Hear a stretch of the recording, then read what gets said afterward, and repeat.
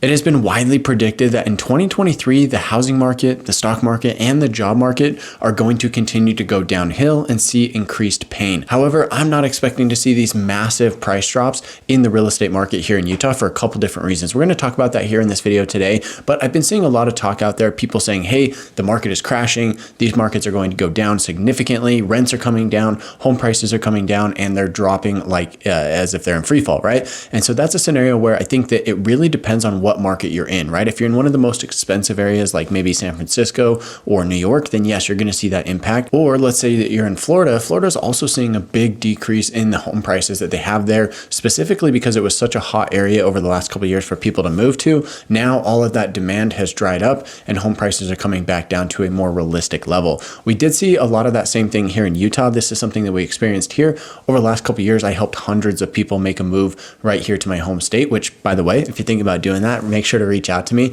My information's here on the screen. If you want to buy or sell real estate, I'd love to help you.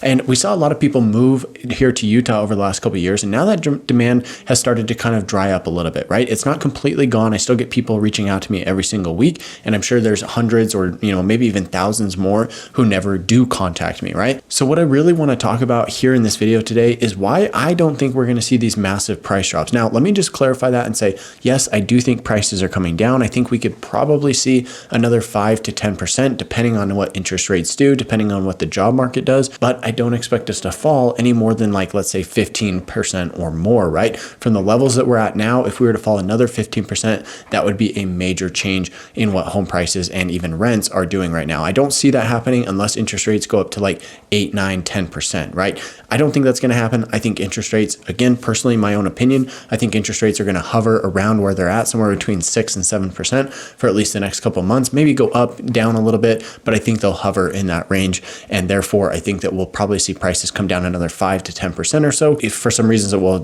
discuss here in just a sec, but also because there is still demand in the market. We've still got people purchasing homes, we've still got people selling homes, and there's a lot of people who do want to make a move that are just sitting on the sidelines waiting for that little drop to come in. With that being said, let's go ahead and jump into my screen here and take a look at why economists are anticipating a Utah recession in 2023. So this is a news article that just came out a couple days ago, and I just kind of want to jump through this here with you guys. Despite most economists expecting a national recession to appear in 2023, Utah's economy is showing no signs of a recession, Utah Department of Workforce Services Chief Economist Mark Nold said Friday. Year-over-year job growth is estimated at 2.6%. This is one of the most key parts of this economic recession for the state, as well as what's going to happen in the housing market, right? If people have jobs and they're making money, they're going to be able to make their house payments, which will then prevent foreclosures and prevent people from needing to sell their home, which will then further reduce inventory and therefore keep prices, a little bit buoyed up, if you will. So that's a very important key part of the overall housing market. It's not just interest rates. It's not just demand or anything else. It's also the people who already own homes who have jobs that are paying, for their home, right?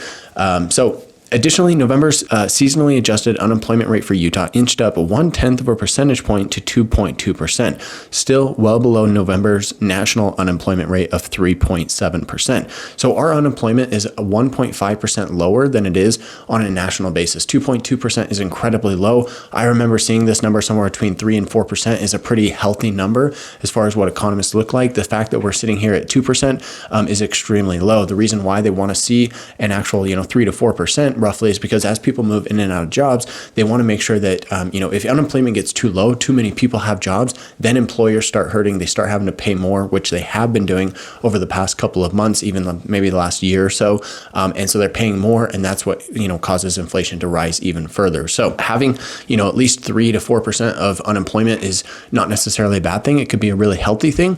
But Utah here is sitting at 2.2%. So well below that. I don't know. That might still be in the, the healthy range for an economist to say, but the point being here is that it's still well below what the national average is.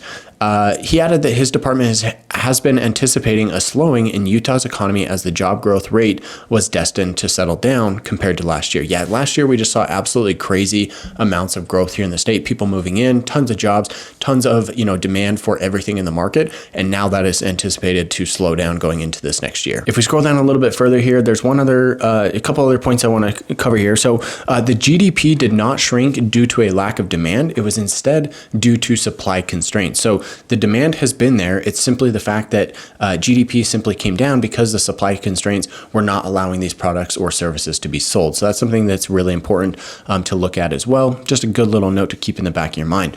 In Utah, there's no significant cooling in the state's labor market. Although the state's unemployment rate has risen from 2% at the low to 2.2% over the past several months, NOLD is not concerned about the Beehive State's economy.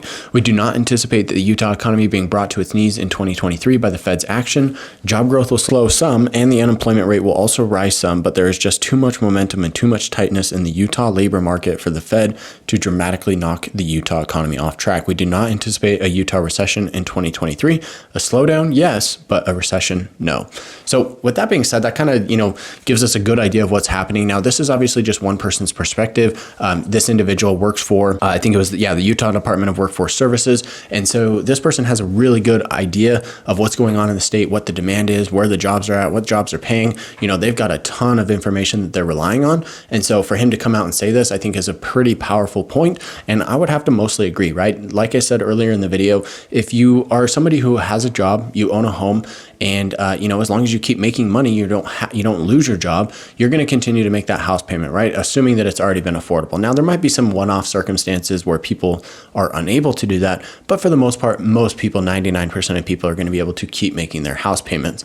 In that scenario, there's not going to be foreclosures coming onto the market, and people may not be in a position where they need to sell their home, and so inventory is going to be constrained as well. If we saw a huge bump in inventory in the market, that would be really concerning from a real estate sales and price perspective, right? Because if we saw the number of homes on the market double, that means that you have double the competition to get your home sold, and there's going to be a race to the bottom to see who can sell their home for the lowest price possible in order to find a buyer. So that's something that's also really important to watch, is how much inventory is in the market and how that changes month over month. We're going to be covering that here on the channel, through monthly market updates. So if you haven't yet subscribed to the channel, make sure to do that if you want to stay up to date on what's happening here in the Utah real estate market. And with that being said, don't forget to reach out to me if you're making a move here. My information is here on the screen. I love hearing from people, and I've helped people from all across the world make a move right here to Utah. With that said, catch you guys in the next one.